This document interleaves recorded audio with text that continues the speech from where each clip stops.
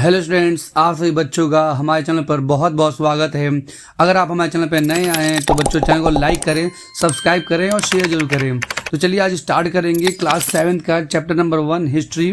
हमारे अतीत का चैप्टर है ये। ठीक है बच्चों, हम आवर पास्ट का चैप्टर है ये। चैप्टर का नाम है introduction tracing changes through 1000 years. या इसको हिंदी में पढ़ते हैं प्रारंभिक कथन हजार वर्षों के दौरान परिवर्तनों की पड़ताल। ठीक है बच्चों, तो आज हम इसके चैप्टर करेंगे एमसीक्यू क्वेश्चन। तो चलिए इसको स्टार्ट करते हैं बिना समय गंवाए। फर्स्ट क्वेश्चन में क्या लिखा है, इसको आपको भी पढ़ना है और मैं भी पढ़ता हूँ साथ साथ में। लिखा है कि अल इद्रिसी का नक्शा किस वर्ष बनाया गया था। Al Idrisi's map was made in which year. तो आपको दिखाई दे रहा होगा टाइम लाइन, इसका टाइम क्या है, तो आपको पढ़ के इसको टिक लगाना है। ठीक है बच्चों, इसके लिए आपको 5 सेकंड टाइम मिलता है।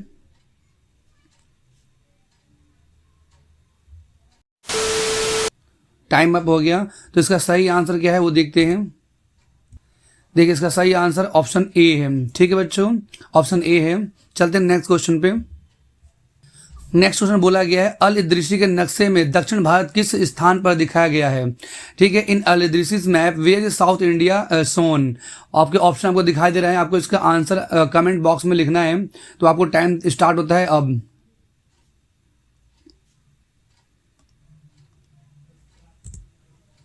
टाइम ओवर हो गया। इसका सही आंसर क्या है, तो देखिए इसका आंसर सही है बी। इसमें क्या लिखा हुआ है, एट द टॉप। देखो यहाँ पर साउथ इंडिया ये है जो आपको ऊपर दिखाया गया है, और नॉर्थ इंडिया ये जो हिस्सा है पूरा नॉर्थ इंडिया का ये नीचे दिखाया गया है। ठीक है बच्चों, नेक्स्ट क्वेश्चन पे आते हैं। नेक्स्ट क्वेश्चन में लिखा हुआ है 1720 के दशक में नक्शा किसने बनाया था। Who made the map in the 1720s। आपके ऑप्शन आपको दिखाई दे रहा होगा, आपके ऑप्शन को देख के आपको टिक मारना है। आपका टाइम स्टार्ट होता है अब।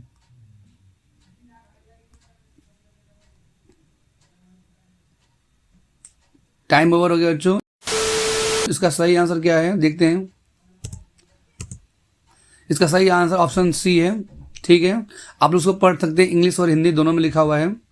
चलते हैं नेक्स्ट क्वेश्चन पे। लिखा है मैप 2 में तटीय क्षेत्रों की तुलना में आंतरिक क्षेत्र कितने विस्तृत है। Compare to coastal areas how details are the interior area in map 2। तो इसको पढ़ लेते हैं। इसका मतलब ये होता है कि मैप 2 में, वो ये मैप 2 मैंने यहाँ पर लिख दिया है। ठीक है, और ये मैप 1 है। तो यहाँ पर काफ़ी डिटेल में कहाँ बताया गया, तो यहाँ पर काफ़ी डिटेल में बताया गया अगर आप अपने बुक में देखेंगे तो, और यहाँ पर डिटेल में नहीं है। ठीक है, तो मैप 2 में कैसा है, मैप 2 में लेस डिटेल में। ठीक है बच्चों, तो इसका आंसर क्या होना चाहिए आप बताइए।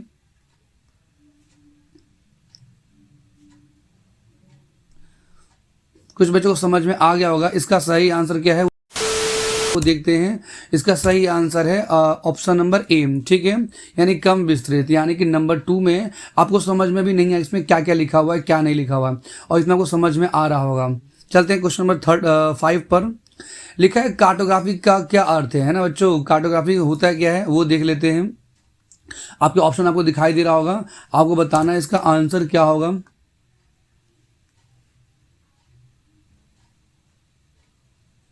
आपका टाइम ओवर हो गया। अब हम चलते हैं।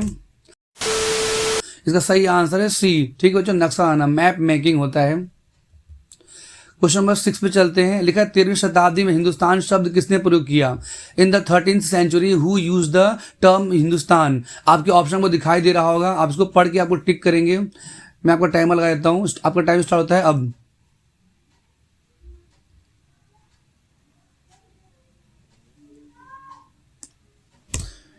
इसका सही आंसर है आंसर नंबर बी। ठीक है बच्चों, मिनहाज सिराज। मिनहाज सिराज ने हिंदुस्तान शब्द का प्रयोग किया था, किन जगह के लिए किया था आप लोग देख सकते हैं।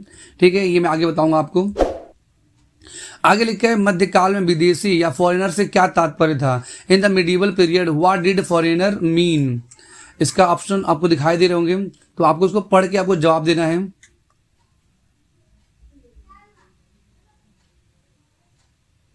आशा करते हैं आपको समझ में आ गया होगा कि इसका सही आंसर क्या होगा। देखते हैं इसका आंसर सही आंसर क्या है। इसका सही आंसर है ऑप्शन नंबर डी, गांव का बाहरी व्यक्ति, स्ट्रेंजर इन अ विलेज। ठीक बच्चों, जैसे आप इस फोटो को देख सकते हैं, ये इस गांव का नहीं लग रहा है, इसके कपड़े अलग हैं और ये गांव के लोग इसको देख रहे हैं, क्योंकि ये इस गांव का है ही नहीं, तो ये क्या होगा, अजनबी होगा। ठीक है बच्चों, इसको कहते हैं इंग्लिश में स्ट्रेंजर। चलते हैं नेक्स्ट क्वेश्चन पे। नेक्स्ट में लिखा है कागज 13वीं शताब्दी की तुलना में 14वीं शताब्दी में कैसा था। ठीक है, तो 13वीं शताब्दी मतलब बोला गया है 1200 में, और 14वीं शताब्दी मतलब होता है 1300 में। ठीक है बच्चों, ये आपको पता होना चाहिए। Compare to the 13th century paper in the 14th century was, तो आप खुद बताइए कि किस टाइम में ज़्यादा महंगा होगा, किस टाइम पर ज़्यादा सस्ता होगा। आपको इस क्वेश्चन बताना है कि 14th सेंचुरी में कैसा था कागज। आपके ऑप्शन आपको दिखाई दे रहे होंगे।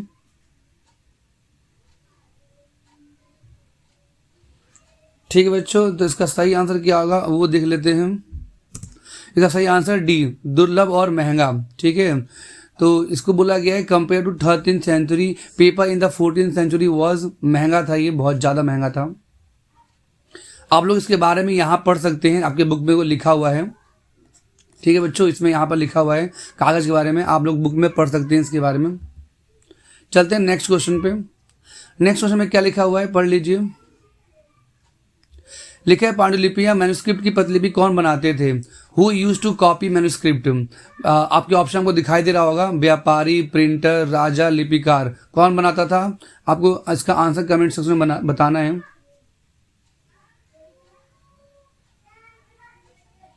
इसका सही आंसर क्या है बच्चों, इसका सही आंसर है ऑप्शन नंबर डी। ठीक है, इसका सही आंसर ऑप्शन डी है। देखो यहाँ पर जो बना रहे हैं इनको लिपिकार कहते हैं, इन लोगों को क्या कहते हैं, लिपिकार, जो कॉपी क्या करते थे पुरानी पुस्तकों से, पुराने ग्रंथों से।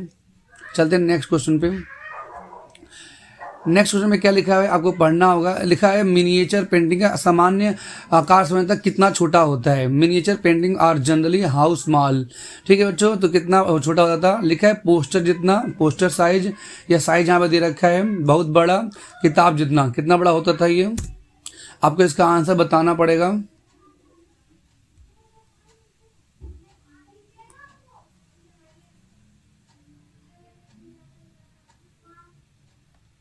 इसका सही आंसर क्या होगा, ऑप्शन नंबर बी। ठीक है बच्चों, ये हो गया इसका ऑप्शन नंबर बी। मैं आपको बता देता हूँ कि किस तरह से। देखो ये जैसे कि आदमी है, ये यहाँ से देखो ये जो कुछ बना रखा है इसमें से कॉपी यहाँ पे कर रहा है, और इस साइज को, इतना बड़ा साइज हुआ करता था, ये इतना बड़ा साइज, इस साइज को बोला जाता था मिनिएचर साइज। ठीक है बच्चों, चलते हैं नेक्स्ट क्वेश्चन पर। क्वेश्चन नंबर 11 पर लिखा है नस्तालिक और शिकस्ता किस भाषा के लेखन शैलियां हैं। Nastaliq and Shikasta are style of writing in which language. Sanskrit, Hindi, फारसी और अरबी, पर्शियन एंड अरेबिक, तमिल। आपको इसका आंसर बताना होगा।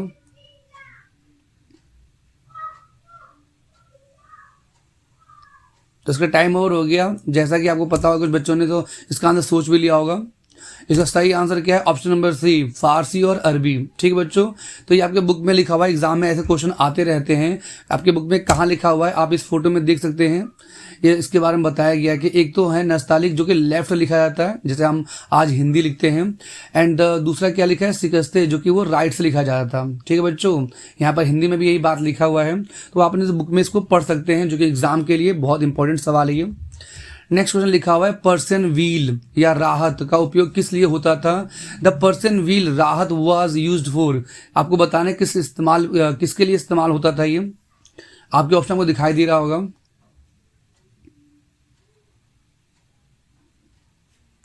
इसका सही आंसर क्या होगा बच्चों, इसका सही आंसर होगा, आप देख सकते हैं इसका सही आंसर क्या है, ऑप्शन नंबर सी, इरिगेशन, सिंचाई के लिए इस्तेमाल होता था।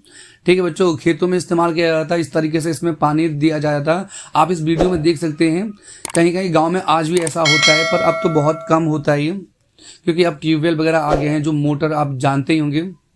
चलते हैं नेक्स्ट क्वेश्चन पे। नेक्स्ट में क्या लिखा है, लिखा इस काल में नई फसलें कौन कौन सी आई थी। Which new crops came during the period.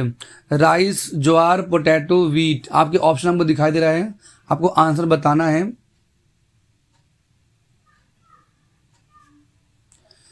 इसका सही आंसर क्या है, इसका सही आंसर है ऑप्शन नंबर सी।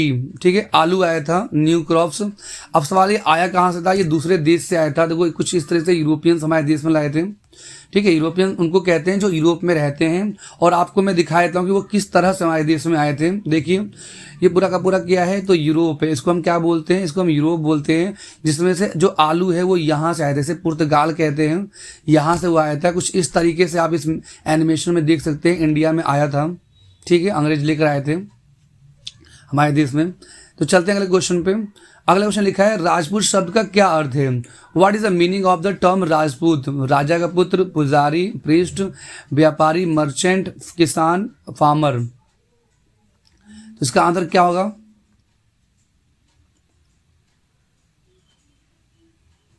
इसका सही आंसर क्या होना चाहिए आप बताइए। सही आंसर है ए। ठीक है बच्चों, राजा का पुत्र। राजपूत मतलब होता है राजा का पुत्र। नेक्स्ट क्वेश्चन में चलते हैं। देखिए यहाँ पर ये राजा है और ये राजा का पुत्र है। कभी कभी इनको राजकुमार या राजपूत भी बोलते थे। ठीक है, लिखा है कि जाट, अहोम, मराठा आदि समूह ने इस काल में क्या प्राप्त किया?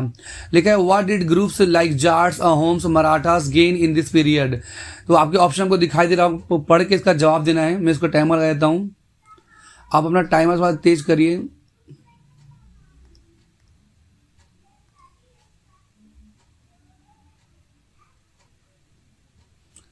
तो जैसे कि यहाँ पर आपको लिखा हुआ है जाट्स है ना बच्चों, मराठा आप उसके देख सकते हैं इंडिया में कहाँ पर थे। अहोम इधर थे और मराठा यहाँ पर थे। ठीक है बच्चों, तो इन्होंने क्या पाया था? तो इन्होंने पॉलिटिकल इंपॉर्टेंस पाया था। इन्होंने अपनी जमीन ये अपने नाम कर ली थी, तो ये यहाँ पर रहा करते थे, ये यहाँ पर रहा करते थे। इसको कहते हैं पॉलिटिकल इंपॉर्टेंस या राजनीतिक महत्व, इनकी पहचान बन गई थी। ठीक है, इसका आंसर होगा ऑप्शन नंबर सी। नेक्स्ट आते हैं, लिखा है जंगलों की कटाई के कारण क्या हुआ? है ना, because of forest clearing what happen? तो अगर जंगल काटे गए तो क्यों काटे गए थे? आपको इसका आंसर दिक्कत आना है। इसका ऑप्शन आप लोग देख ही सकते हैं।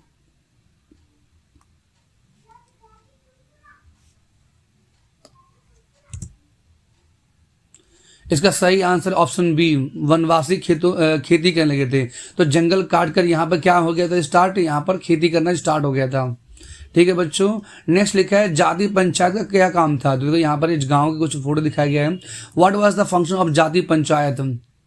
आपके ऑप्शन आपको दिखाई दे रहा है, आपको पढ़ के बताना होगा।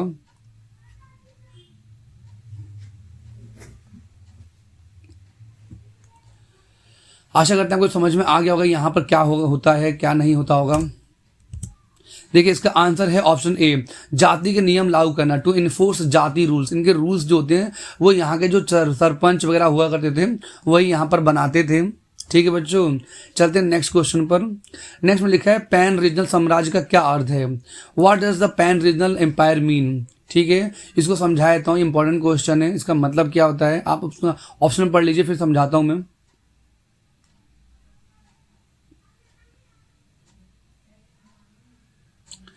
देखिए यहाँ पर लिखा है कई क्षेत्रों वाला साम्राज्य, ओनली वन रीजन, ये केवल एक साम्राज्य, small state, village level rule. ठीक है, गांव स्तर का शासन। इसका आंसर हम देख लेते हैं, इसका आंसर क्या है? तो इसका आंसर ऑप्शन नंबर ए बोला गया है, एम्पायर स्पैनिंग मेनी रीजन, यानी एक ऐसा साम्राज्य, एक ऐसा जगह जिसने बहुत सारी जमीन पे कब्जा कर लिया हो। आप इस फोटो में देख सकते हैं, ये मौर्य साम्राज्य के बारे में बताया गया। इसको कहते हैं हम लोग साम्राज्य या पैन रीजनल। ठीक है, यहाँ पर जो लिखा था यही होता है, इसका मतलब होता है बहुत बड़ा साम्राज्य। ठीक है बच्चों, नेक्स्ट लिखा है अमीर खुसरो ने कितनी भाषाओं का उल्लेख किया? आप इस फोटो में देखते हैं अमीर खुसरो यही है ये। हाउ मेनी लैंग्वेजेस डिड अमीर खुसरो मेंशन? तो आपको क्या लगता होगा अमीर खुसरो ने कितनी भाषाएं आती थी? तो अमीर खुसरो को बहुत सारी भाषाएं आती थी। ऑप्शन नंबर सी जो है वो सही आंसर होगा। ठीक है, सही आंसर है। लेकिन संस्कृत के बारे में अमीर खुसरो ने क्या कहा? व्हाट डिड अमीर खुसरो से अबाउट संस्कृत?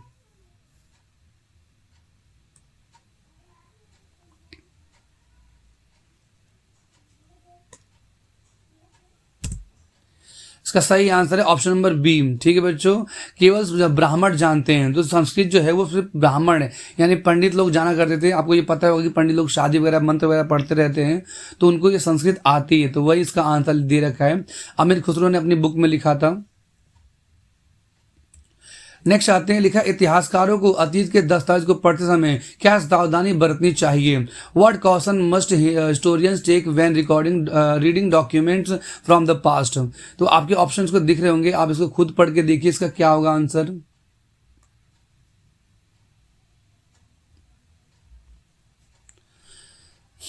इसका क्या आंसर हो सकता है? इसका आंसर ऑप्शन नंबर डी है। ठीक है बच्चों, लिखा है संदर्भ को समझे क्योंकि जानकारी का उत्पादन समय के साथ बदलता रहता है। तो यहाँ पर ये बोला गया जो आज के इतिहासकार है वो अगर बोला गया है कि पुराने जमाने के अगर हम कोई चीज़ पढ़ते हैं तो हमें सावधानी क्यों बरतनी चाहिए, क्योंकि उस जमाने की जो चीज़ें हैं वो आज बदल जाती है। ठीक है बच्चों, जैसे उस जमाने में जो चीज़ें थी उनके नाम कुछ और होंगे, आज कुछ और उसको बोला जाता है। आज काफ़ी भाषाएं आ गई हैं तो उसका नाम भी चेंज हो जाता है। ठीक है, तो वही बताया गया, ऑप्शन नंबर डी इसका सही आंसर होगा। नेक्स्ट आते हैं, लिखा है 700 से 1750 ईस्वी के बीच इतिहासकारों के लिए अध्ययन की सबसे बड़ी चुनौती क्या थी? What was the biggest challenge for historians studying the period between 700 to 715 CE? तो इसको आपको ऑप्शन देख के आपको बताना होगा।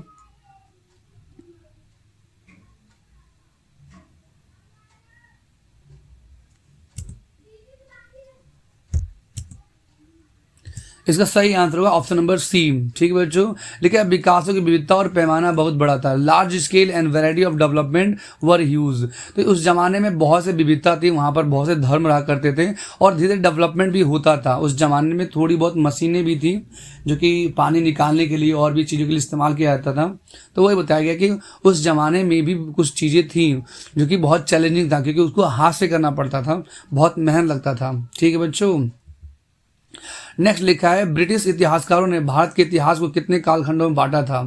Into how many periods did British historians divide Indian history? तो अंग्रेजों ने हमारे भारत को हिस्ट्री को कितने हिस्सों में बांटा था? आपका उसको उत्तर बताना पड़ेगा।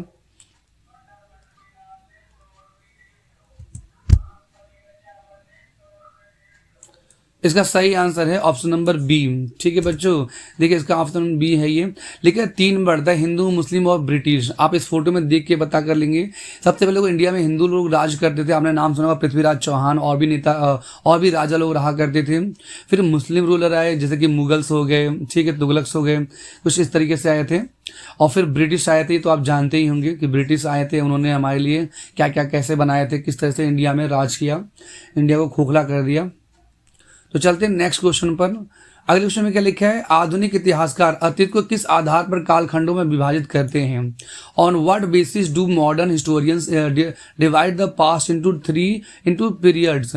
तो आपके ऑप्शन आपको दिखाई दे रहे होंगे, आपको पढ़ना होगा, उसके आंसर आपको खुद बताना है।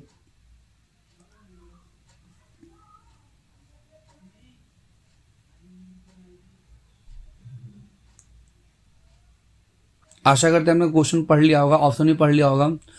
इसका सही आंसर क्या हो सकता है आप बताएंगे?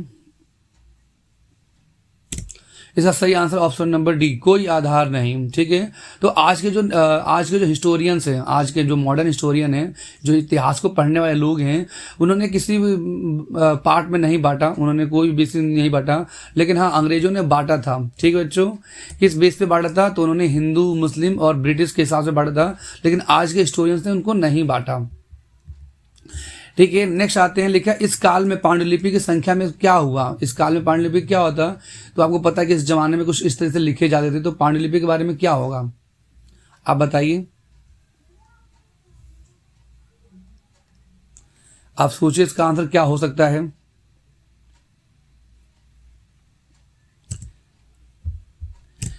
इसका आंसर ऑप्शन नंबर बी, बहुत बढ़ गई थी, क्योंकि उस जमाने में पांडुलिपि अभी लिखी भी जा रही थी, तो वो जैसे बाबा इस तरह बैठ के लिखा करते थे।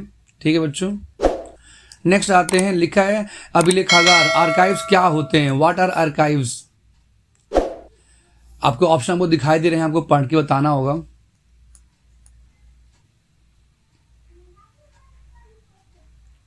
इसका सही आंसर क्या हो सकता है, आप कुछ बताइए। अभिलेखागार क्या होते हैं? देखो आप इस फोटो में देख सकते हैं कि यहाँ पर किताबें रखी हुई हैं। ऑप्शन ए जो इसका सही आंसर है, यहाँ पर ऑप्शन ए में लिखा है places where document and manuscript are store. ठीक है बच्चों, यहाँ पर रखी जाती थी, स्टोर किया के, ताकि आने वाले समय पर लोग और पढ़ पाएँ, सीख पाएँ। ठीक है बच्चों, नेक्स्ट क्वेश्चन पे आते हैं। लिखा इस काल में कौन सी नई तकनीक आई जिससे सिंचाई में मदद की? आपके ऑप्शन आपको दिखाई दे रहे हैं। Which new technology came in this period that help with irrigation? आपको इसको आंसर बताना है, बहुत ही इजी सवाल है ये।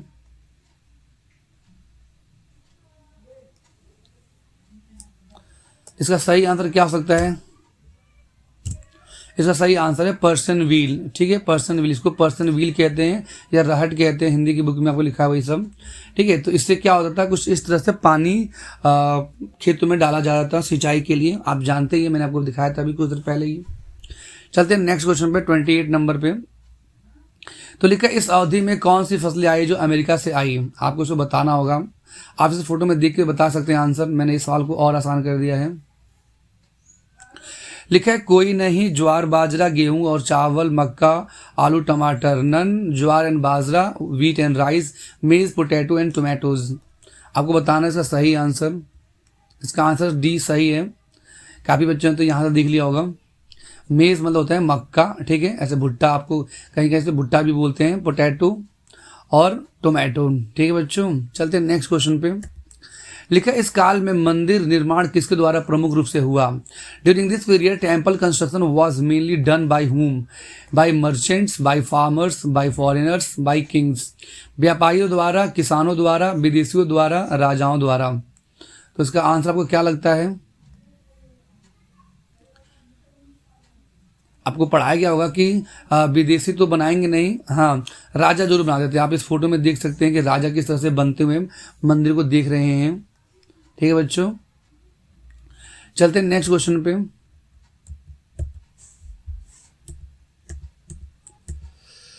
नेक्स्ट क्वेश्चन में लिखा हुआ है ब्राह्मणों की स्थिति इस काल में कैसे हो गई। What became the position of ब्राह्मण इन दिस पीरियड। कोई भूमिका नहीं, नो रोल, केवल पुजारी, ओनली प्रीस्ट, कम महत्वपूर्ण, लेस इंपॉर्टेंट, समाज में प्रमुख समूह, डोमिनेंट ग्रुप इन सोसाइटी। तो आपको इसका आंसर तो पता ही होगा। जिनको आंसर नहीं पता मैं बताया, तो इसका आंसर ऑप्शन नंबर डी है। यानी कि जो ब्राह्मण्स है वो अब अमीर बन गए थे, इनका पावर हो गया था। ठीक है बच्चों, इन्हीं की चलती थी, यही रूल्स बनाते थे। लिखा है आंसर नंबर डी। ठीक है बच्चों, मैंने बता दिया है। नेक्स्ट क्वेश्चन में क्या लिखा है, आप इसको पढ़ लेंगे। इस काल में नए देवताओं की पूजा का क्या विकास हुआ। What development occurred in the worship of new deities during the period. आपको ऑप्शन देख के बताना होगा। नए देवताओं की पूजा शुरू हुई, worship of new deities weekend, कोई नया देवता नहीं, नो न्यू डेटीज। लिखा है पूजा बंद हो गई, वर्शिप स्टॉप, केवल पुराने देवता, only only only old deities. तो इसका आपको आंसर बताना होगा। इसका आंसर क्या हो सकता है। इसका आंसर है आंसर नंबर ए, नए देवताओं की पूजा शुरू हुई। तो अगर आप चैप्टर नंबर 6 में जाएंगे तो वहाँ पर आपको पढ़ाया जाएगा। ठीक है बच्चों, तो वहाँ पर आपको बताया जाएगा कि नए नए देवता, चाहे वो हिंदू हो, चाहे मुस्लिम, सिख, ईसाई, कोई भी धर्म में नए नए ईश्वर आ रहे थे। ठीक है, उनके बारे में बताया जा रहा था। नेक्स्ट लिखा है जातियों, जातीज के नियमों को कौन लागू करता था। Who enforce the rules of jatis. ये मैंने आपको बताया था। देखते हैं कितने बच्चे बता पाते हैं। इसका सही आंसर क्या होगा।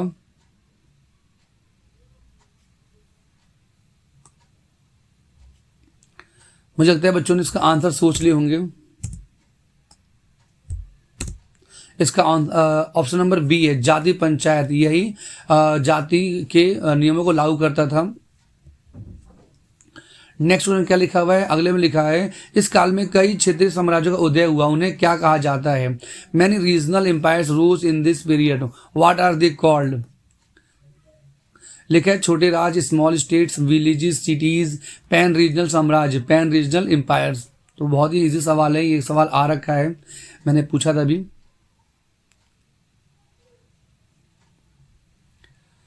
इसका सही आंसर ऑप्शन नंबर डी है। ठीक है बच्चों, ऑप्शन नंबर डी इसका सही आंसर है। मैंने अभी बताया था जो बड़े साम्राज्य होते थे उन्हें क्या बोला जाता था। नेक्स्ट लिखा है पांडुलिपियों की त्रुटियां क्यों आ जाती थी। Why did errors creep into manuscript. तो यहाँ पर लिखी जाती थी, उसमें थी गलतियां क्यों थी। आपको ऑप्शन देख के बताना है। केवल राजा पढ़ते थे, प्रिंटिंग थी, कोई त्रुटि नहीं क्योंकि वे हाथ से कॉपी की जाती थी, only kings read them, they were printing, there was printing, no errors, या because they were copied by hands. इसके आंसर क्या हो सकते हैं। इसका आंसर है डी, क्योंकि वे हाथ से लिखी जाती थी और हाथ से जो लिखते हैं वो गलती हो जाती है। ठीक है बच्चों, वही यहाँ बताया गया है, इसमें गलतियां हो जाती थी। चलते हैं नेक्स्ट क्वेश्चन पे। लिखा इस काल में कौन सी भाषाएं प्रशासन में प्रयोग होती थी? Which language were use in administration during the period? आपके ऑप्शन आपको दिखाई दे रहे होंगे। आपके ऑप्शन में लिखा हुआ है कोई नहीं, नन, केवल संस्कृत, ओनली संस्कृत, केवल तमिल, ओनली तमिल, फारसी सहित विभिन्न भाषाएं, Persian and various other languages. तो आपको क्या लगता है इसका आंसर क्या होगा? इसका सही आंसर ऑप्शन नंबर डी है। इसका आंसर नंबर डी हमने देख लिया है। लिखा है हिंद शब्द किस नदी से संबंधित था? ठीक है बच्चों, इसको पढ़ लेते हैं। लिखा है the term Hind was related to which river? आपके ऑप्शन को दिखाई दे रहे होंगे, आपको इसका आंसर बताना है। इसका सही आंसर ऑप्शन नंबर सी। ठीक है, जो हिंदुस्तान या हिंद बोलते हैं वो इंडिया से ही लिया हुआ है। ठीक है बच्चों, ये आप आने वाले चैप्टर में पढ़ेंगे। लेकिन बाबर ने हिंदुस्तान शब्द प्रयोग कब किया? When did Babur use the term Hindustan? आपके ऑप्शन पर दिखाई दे रहे होंगे, आप इसको सोचिए।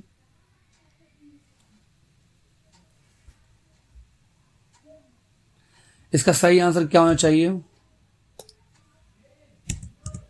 इसका सही आंसर है 16th सेंचुरी में। ठीक है बच्चों, इसका आंसर बी है। चलते नेक्स्ट क्वेश्चन पर, बहुत ही सवाल आ रहे हैं अभी तो। लिखा इस काल में समाज में कौन कौन राजनीतिक समूह उभरे? Which new political groups emerge in society during this period? आपके ऑप्शन आपको दिखाई दे रहे हैं। जिन बच्चों को नहीं आता वो मैप से देख सकते हैं। इसका सही आंसर ऑप्शन नंबर ए। ठीक है बच्चों, आप लोग इसको साथ साथ में याद भी करते रहिए। लिखा है कागज के आविष्कार ने क्या प्रभाव डाला? What impact did the invention of paper have? इसके क्या फायदे हुए, क्या नुकसान हुए, हमको बताना है। आपको ऑप्शन में वो दिखाई दे रहा हो इसका आंसर।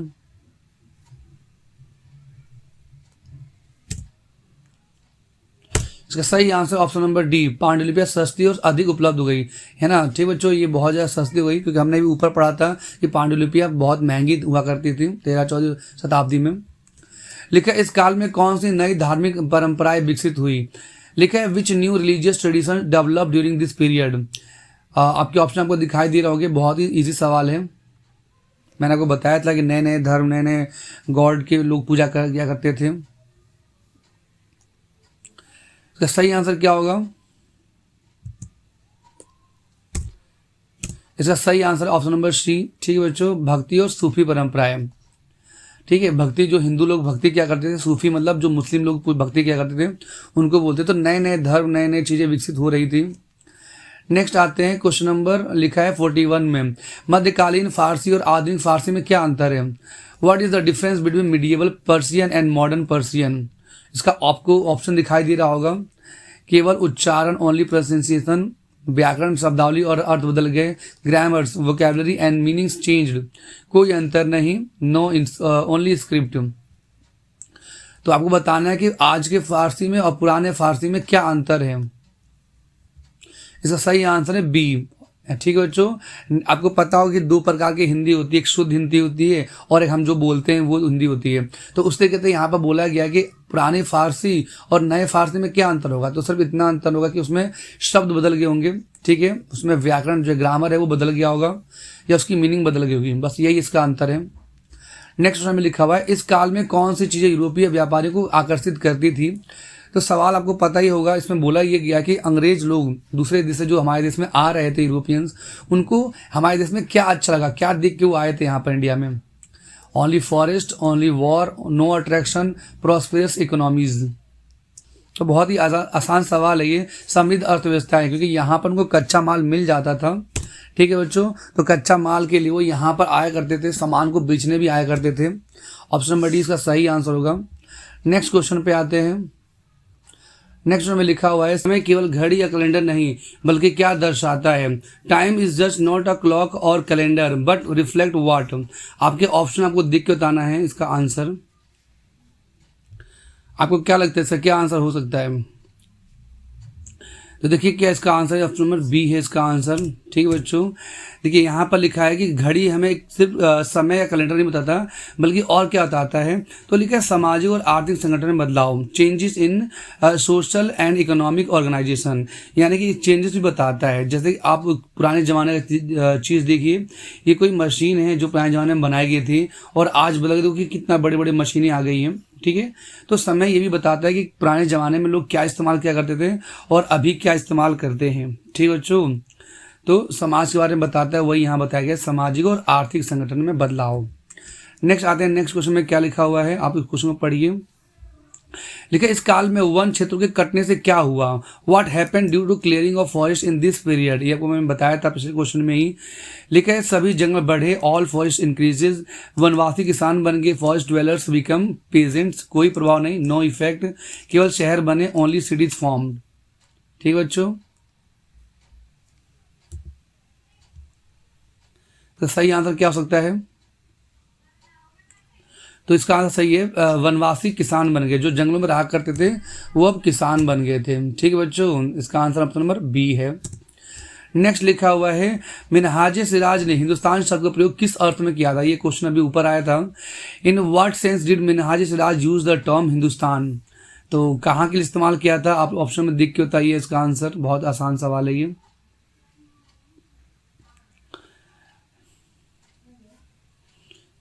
आपने इसका आंसर देख लिया होगा, इसका आंसर है ऑप्शन नंबर डी, डी है इसका आंसर, पंजाब हरियाणा और गंगा के मैदानी इलाकों के लिए। देखिए यहाँ पर ये पंजाब, इधर कुछ हरियाणा है, ठीक है, इधर ये जो दो नदियां हैं उधर, ये नदी कुछ इस तरीके से यहाँ पर ऐसे मिलते हुए इधर आती है और इधर बंगाल की खाड़ी में गिर जाती है।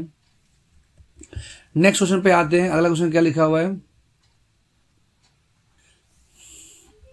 अगले क्वेश्चन में ये लिखा हुआ है इस काल में कौन सी भाषा दरबारी भाषा बनी, which language become the court language in this period, यानी इस जमाने में जो दरबार में लोग किस भाषा में बात किया करते थे। आप लोग देखिए, लोग बात कर रहे हैं कि कुछ भाषा में हुआ, आपको क्या लगता होगा इसका सही आंसर क्या है, इसका सही आंसर ऑप्शन नंबर बी। ठीक है बच्चों, फारसी, पर्शियन लैंग्वेज ये ज़्यादातर बोला जाता है यहाँ पर। नेक्स्ट क्वेश्चन में क्या लिखा है, पांडुलिपि को सुरक्षित रखने के लिए क्या किया जा रहा था, ये क्वेश्चन भी आया था। What was done to preserve manuscript, आपके ऑप्शन आपको दिखाई दे रहे हैं, आपको पढ़ के बताना है और साथ साथ में इसको याद भी करना है कि क्यों कहाँ पर रखा जा रहा था।